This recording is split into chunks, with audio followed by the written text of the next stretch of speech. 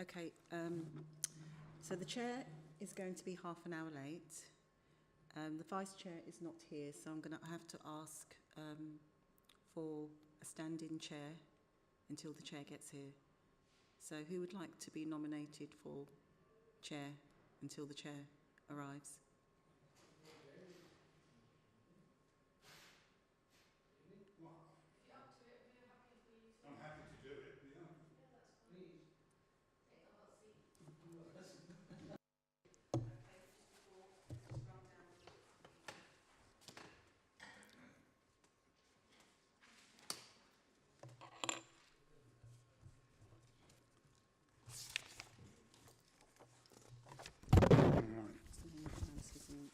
I'll do those later.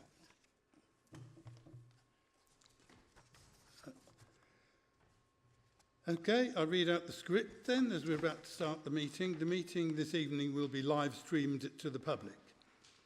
Any exempt or private items on the agenda, I don't believe there are any this evening, will be taken at the end of the meeting, and the live stream will cease prior to the meeting moving into private. A recording of the public part of the meeting will be available on the Council's website within 24 hours of the meeting. Would members and officers please remember to switch their microphones on when speaking, speak directly into the microphone and switch off when they've finished. Could all those who have joined the meeting using Teams, please, I don't believe we have any this evening. As far as I know, we don't. Please switch off your mobile phones or put them in silent mode. If you need to answer a call during the meeting, please leave the room and return when you've finished. So, having dealt with the script, I'm missing a page. Apologies, we have two, I believe you have, Angela, I've got two. Yes, Chair. We have apologies from Councillor Javid and also Councillor Young. And also Alan Skeppelhorn and Diane Moles. Minutes, we have two lots of minutes, 20th of April and 17th of May. Are you content that they should be signed? Anybody got any issues with either of those? No? Okay, we'll deal with that later. Section 106, I think we don't have any items as far as I can see. Chair. Remind you of your need to disclose interests either now or at the time the item on which you have an interest comes up.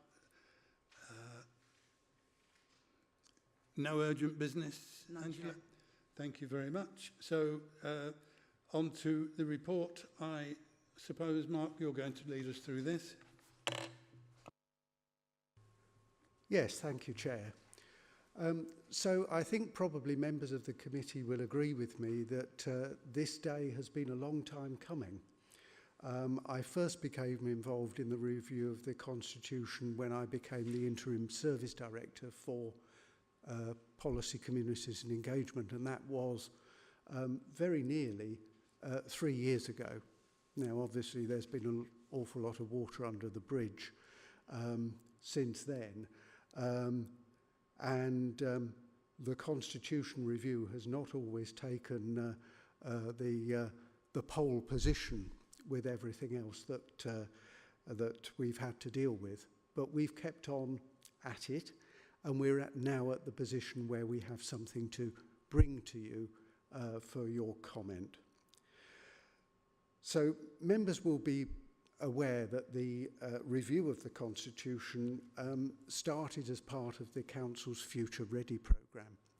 And I think that that was due to a perception that the Constitution was a bit clunky, a bit complex, written in language that was not easy to understand, and therefore that it actually impeded quick, efficient and lawful decision-making.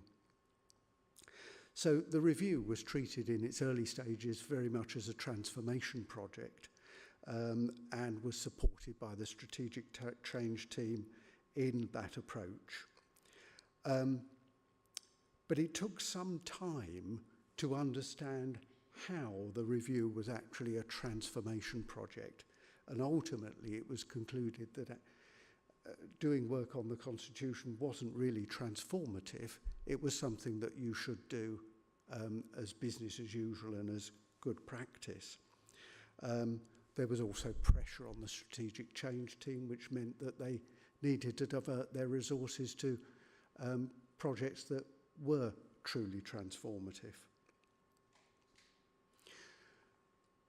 There was a thought that the Constitution could be rendered entirely in plain English, but it very soon became apparent to us that that wasn't possible.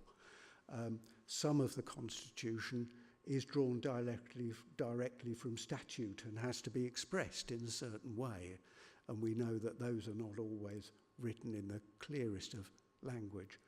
So we reached a compromise, and we distinguished between the rules and regulations, and between policies and procedures and supporting information.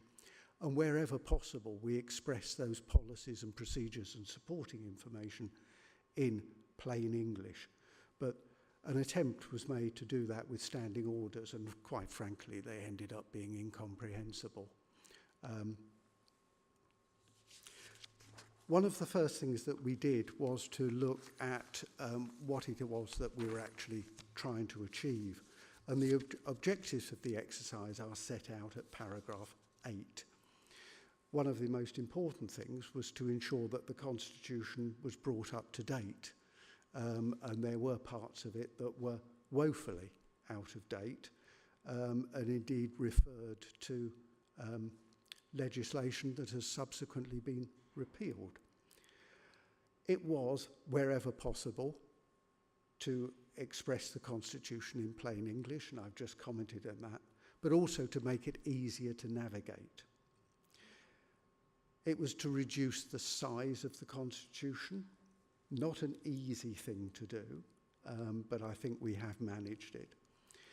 To improve the connections between the different parts of the Constitution, as you will recall, currently the Constitution consists of 20 disparate parts that have accumulated over time and don't really have a sensible structure, and to make it easier to keep the Constitution up to date in the future.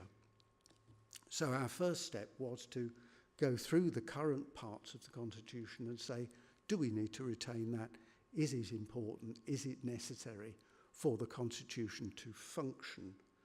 Or could it be dealt with? Could it be removed and dealt with in a different way?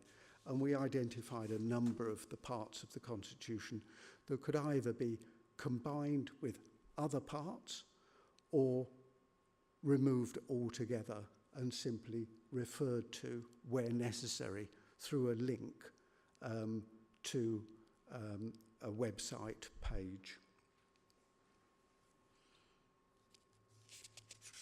Having done that, we looked at the framework for the Constitution, and in doing so we looked at constitutions of other authorities, particularly ones that were commended to us as good practice, but some of the ones that we looked at were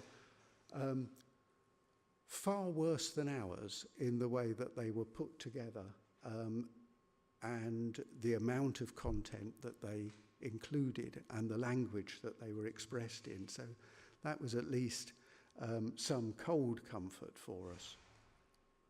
But what we decided to do was to structure the Constitution in a way that to us, and I hope to the committee, makes sense in pulling together those bits that have a thematic connection and which makes sense to be read together.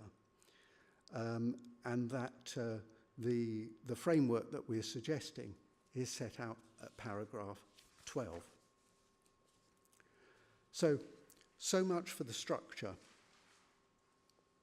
As to the content, we have attempted to rationalise what is in the Constitution, but without necessarily changing where change is not needed. We have not changed things for the sake of change. So we've tried to remove duplication. So instead of continually repeating phrases like the Overview and Scrutiny Committee, its subcommittees, and the any task and finish groups thereof, in standing order following standing order, we've given it a generic term of the relevant scrutiny body, which we can then repeat quite easily. There was a number of instances where there was that degree of repetition that actually really did make the Constitution quite laborious to read. But as I say, we've not made sweeping changes, either by addition or deletion, to those parts of the Constitution that we think should be retained. What we have retained seems to be, to us, from examples elsewhere, the bare minimum that's required either by law or for the Constitution to make sense. And as I've said, in relation to some others, it's quite a modest amount of material. We have removed material that's no longer relevant, for example, where a statute's been repealed, and added material where it's necessary to bring the legal position up to date. For example, the procurement rules, now that we are in a post-Brexit situation. We've also added in the new standing orders that the Council has adopted, for example, the two that relate to references to full counsel from Development Management Committee, and where we consider that there was a gap, for example, in providing a single comprehensive list of proper and statutory officers.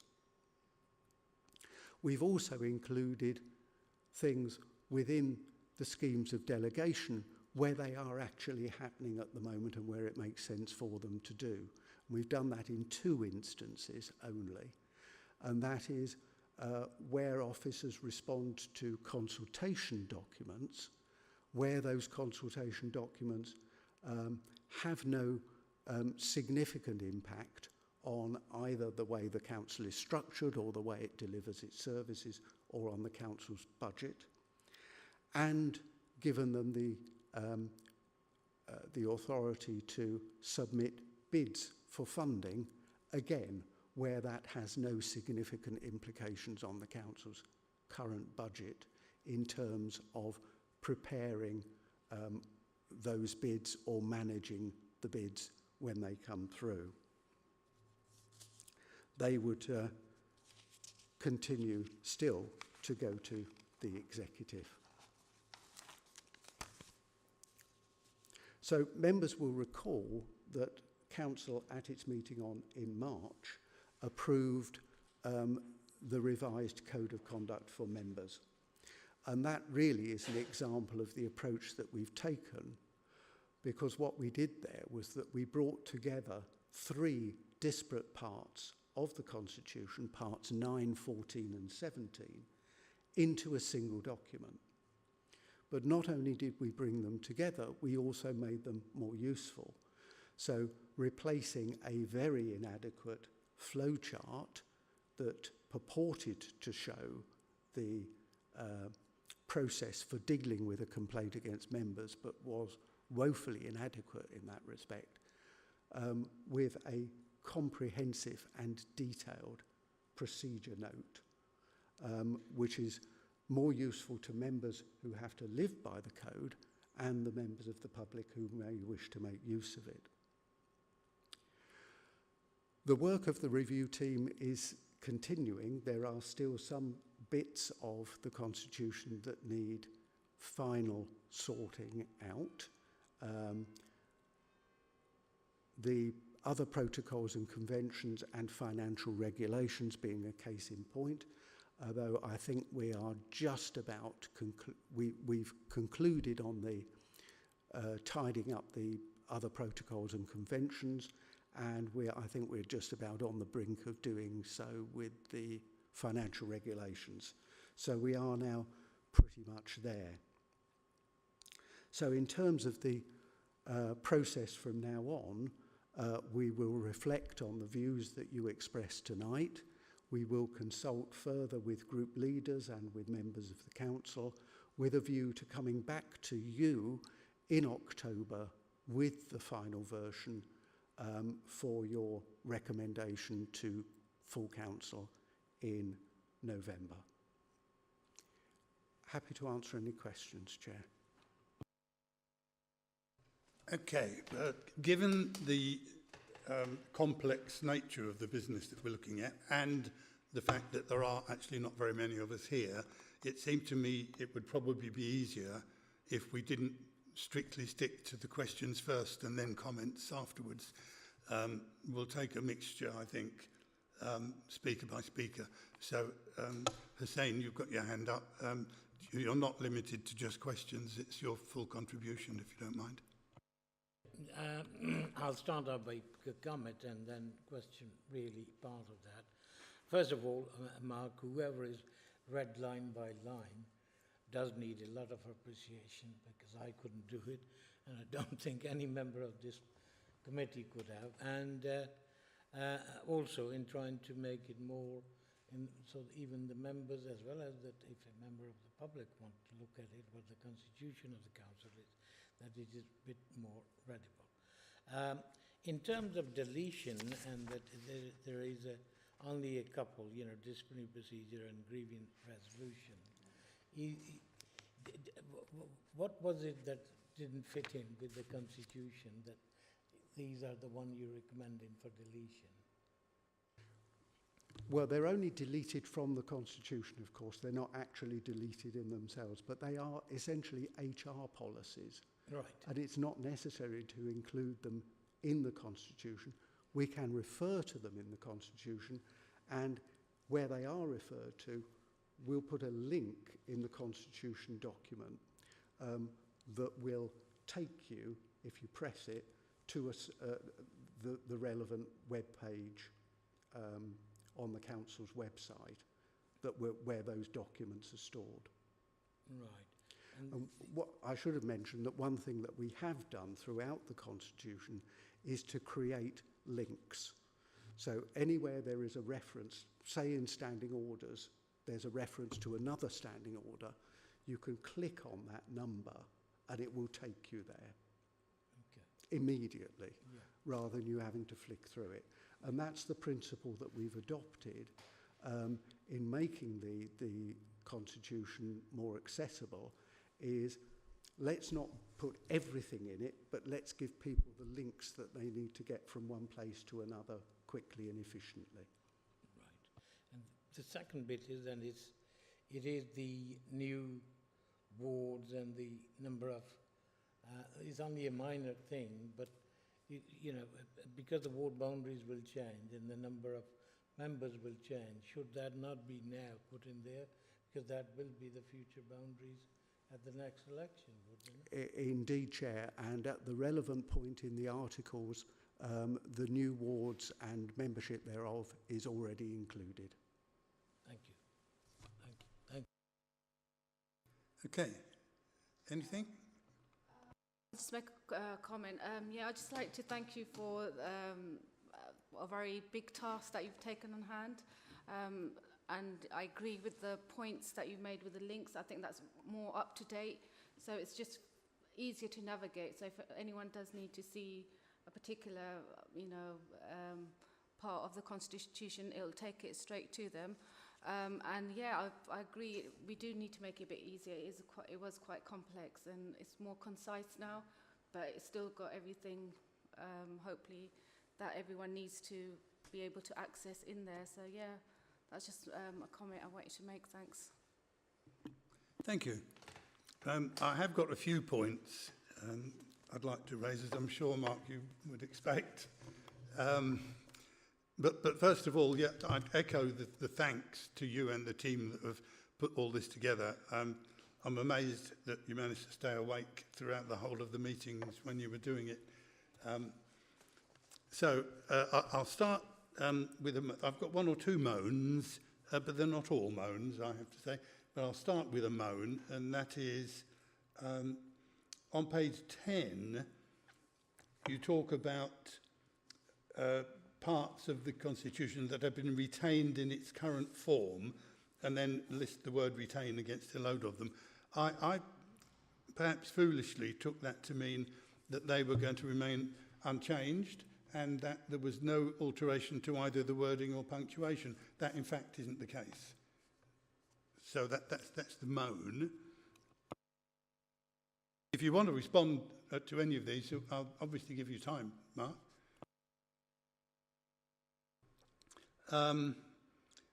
What was the issue on page 11? No, sorry, you've answered that in response to Hussein's question. So we can leave that one.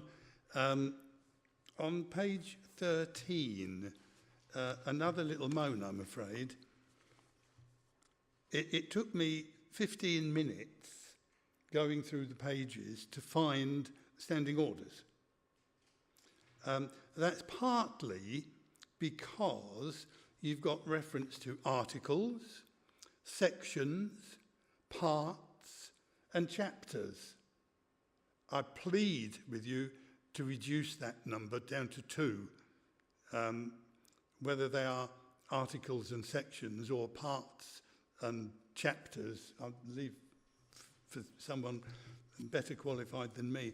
But having articles, sections, parts and chapters and no idea at all what each contains, I think just makes the whole thing a lot more unmanageable, and it's certainly not user-friendly. So I'll leave you to ponder that one. Again, if you want to come back on it now, I'm quite happy to shut up and give you a minute. No, I understand what you're saying, David, but perhaps we could have a talk separately about how we might make it easier. Okay, thank you. There's no problem with that.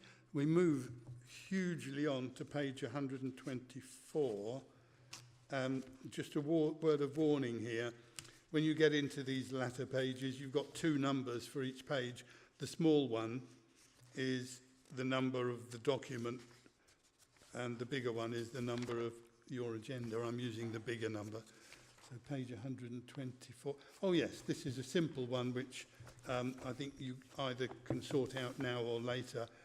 57.1, a call-in request by any 2 members. We don't get many call-ins, but we did one a few weeks ago, and I gave Debbie 1 signature and promised her I would give her the 2nd signature later.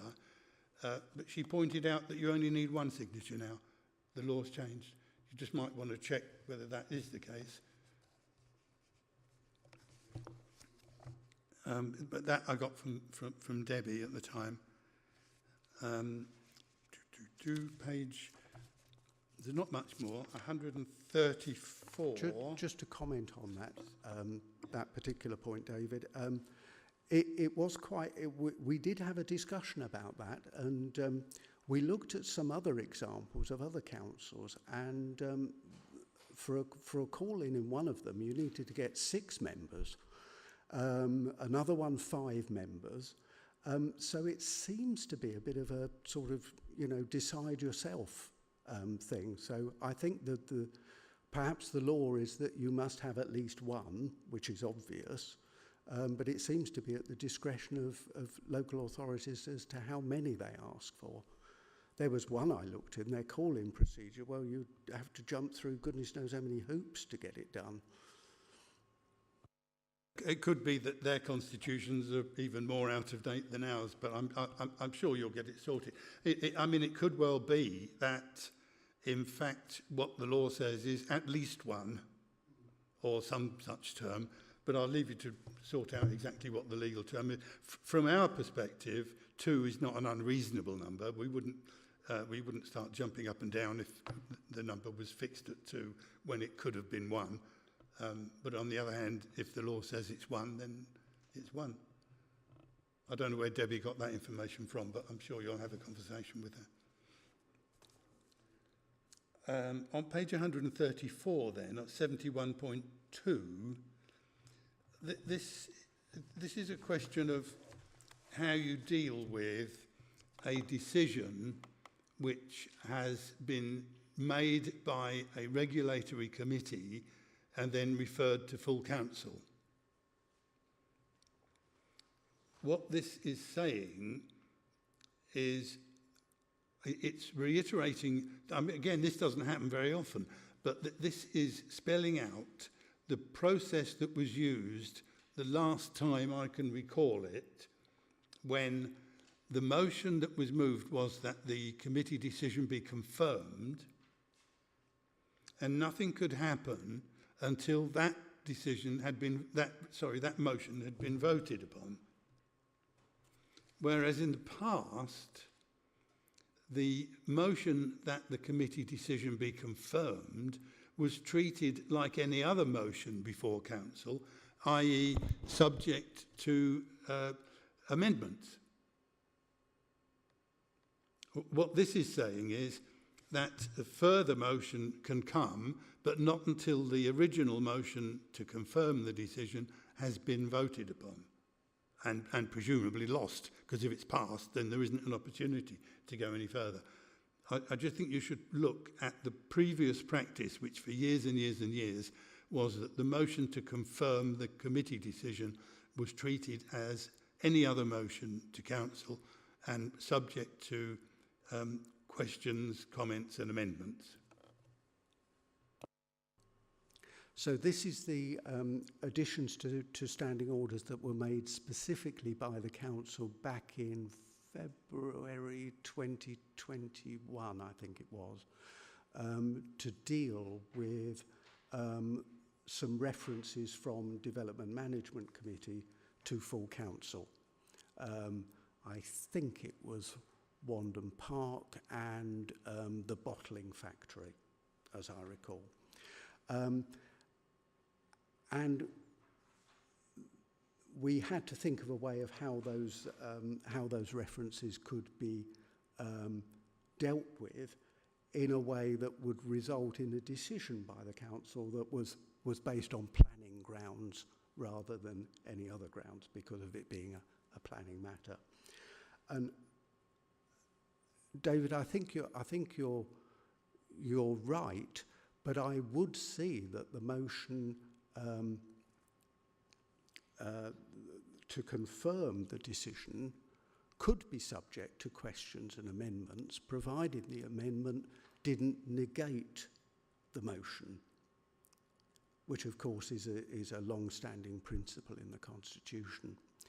So if you've got a motion to confirm and you try to amend it to be a motion to deny the decision of Development Management Committee, that would not be an admissible amendment because it would negate the original motion. But I do think that the original motion is in theory susceptible to amendment, but it depends what that amendment is. Yeah, okay, thanks, Mark. I do take your point on that. It doesn't only refer to Development Management Committee, of course. It refers to all of the regulatory committees. Well, the additional standing orders which were introduced in February do refer specifically to Development Management Committee.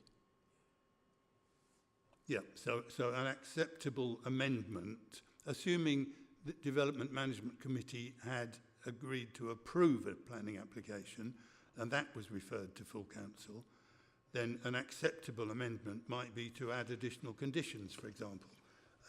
But to convert an approval into a refusal would clearly not be acceptable under other standing orders, not under this one. Yeah, okay. Precisely so, David, yes. Thanks very much. I've only got one more, and that's on page 376, which is in volume 2. Now, there's another word you could use, along with chapters and sections. You could use volumes as well. Yeah.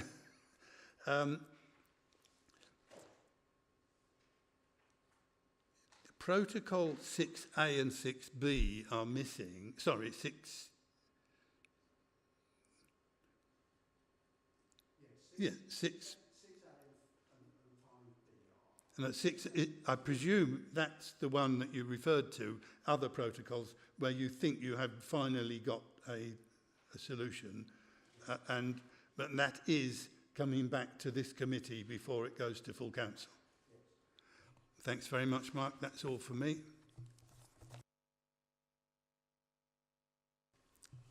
Anybody else before we wind this up? Can I just go back on that in light of the debate we had in terms of the regulation committees and the 2 members? I think that was done some time ago when we were previously looking at the constitution to make in it that at least 2 members do that. Otherwise, they could be referring too many motions to the council as well as bringing the council into disrepute. And that was one of the dangers that was felt could do that, because a member could do that on every committee and, bring in everything, whether it's a Development Management Committee or any other committee of the council. And I think that I would be very hesitant to agree if we were just to get one individual member who may not belong to a political party, yeah, an independent or whatever, or resident person, who then would bring in everything to the council, one individual. So I think we need to be mindful of that if we are to amend that. I think that's something I'd be very reluctant if we would go down that way. So just to clarify, the requirement for 2 members of a regulatory committee to refer a matter to full council remains and will remain. The question is about whether it's 1 member or 2 members in order to call in a decision of executive for scrutiny by overview and scrutiny board or whatever relevant scrutiny body it is. I have to say my preference would be to remain with the 2 members if that is compliant with the law, for those very points that you've made, that you could have somebody who decides to really play mischief. And if 2 people decide that they want to call something in, fair enough, but it gives an individual a lot of disruptive power. But we'll have to check what the law itself says. Okay, thanks very much. Just to clarify, I wasn't asking for a change in the numbers of people to refer a committee decision to full council. I was querying the number required to call in an executive decision, where I have previously been advised by Debbie Janes that the number was 1. An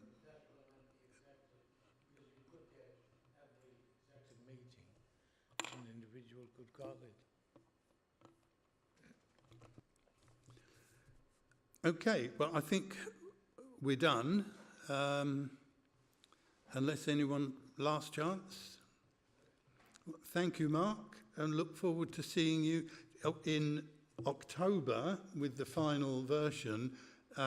If I could just make a plea that any changes from the draft that we've seen this evening will need to be spelled out very clearly in your report in October, because I don't want to go through 400 pages comparing each line with the previous line, and I don't think anybody else does. So we're going to depend on you, even for what may appear to you to be relatively small, insignificant changes.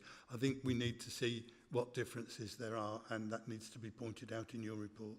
Or some other method. You may want to highlight the changes in a different way, underline them or something, or put whatever.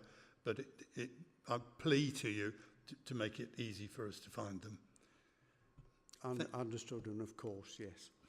Thank you very much indeed, everybody.